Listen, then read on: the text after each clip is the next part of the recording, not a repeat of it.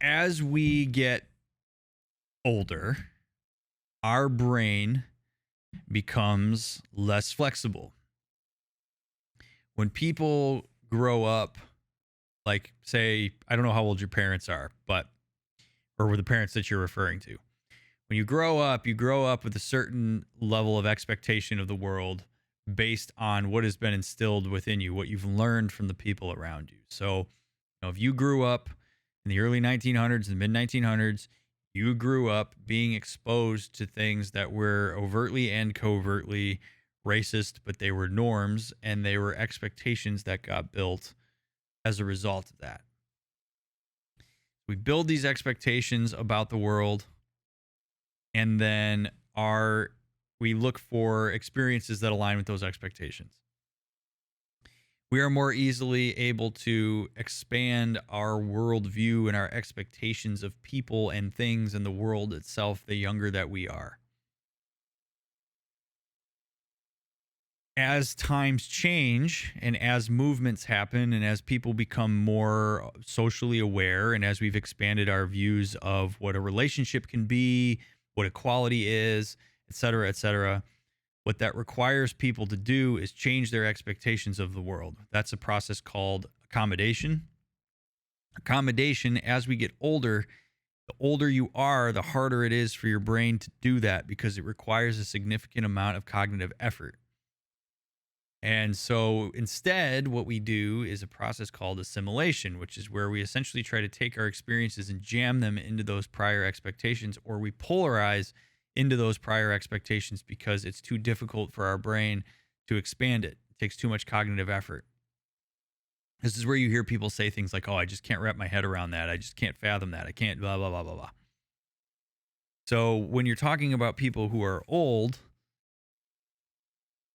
when you are asking them to understand and like institutional racism and homophobia and become accepting of all of these different types of relationships, you're asking their brains to accommodate. Now, would I argue that yes, people should be more accepting and homophobia and racism should go away? Absolutely. Like, you argue that, yikes. But like, it gets progressively harder the older you get. It's why people become more conservative the older they get, because they've established a worldview, they've established an expectation, and they've essentially habituated their brain in such a way that they can categorize the world and move through it a lot more smoothly than they might otherwise be able to. When we're young, we can adapt a lot more easily. That is often why people can't get with the times on stuff like that unless they're really making a lot of effort throughout their life to do that. Now, the question about how do you handle that, like how do you deal with that as being the child of parents who might be racist, homophobic, etc., kind of up to you. Like, I'm a big fan of boundary setting. So if engaging with your parents around those types of issues is something that makes it too difficult for you to be in the same space as them, make that known. Maybe set some boundaries and talk about that. People, if your goal is to change their mind, I mean, you could try it, but changing other people's minds is something that really only happens when people are prepared for that.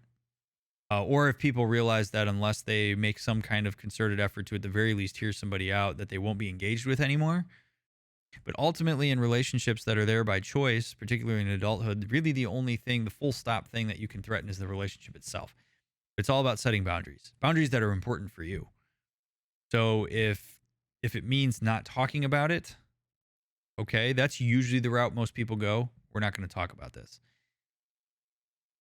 Sometimes people feel really strongly that they want their parents to change their mind, that they're like, hey, you know what? This isn't cool. I don't appreciate that you have this viewpoint. You really need to expand it. At that point, though, you're essentially asking them to be willing to do that. And if they are, that's great. If they're not, then you kind of have to figure out what to do. And it's difficult because we're talking about interpersonal relationships on a very micro scale. Yes, then you can make the argument on a macro scale if you have certain groups of people that are holding these and then they're voting and they're doing all these things, that creates a lot of problems. But to me, it's all about boundaries. The whole thing about brain accommodation and all that stuff is just to know that biologically, like, there's actually something going on in a person's brain that makes it harder for them to be more progressive as time goes on. a very long-winded answer, but I think it's an important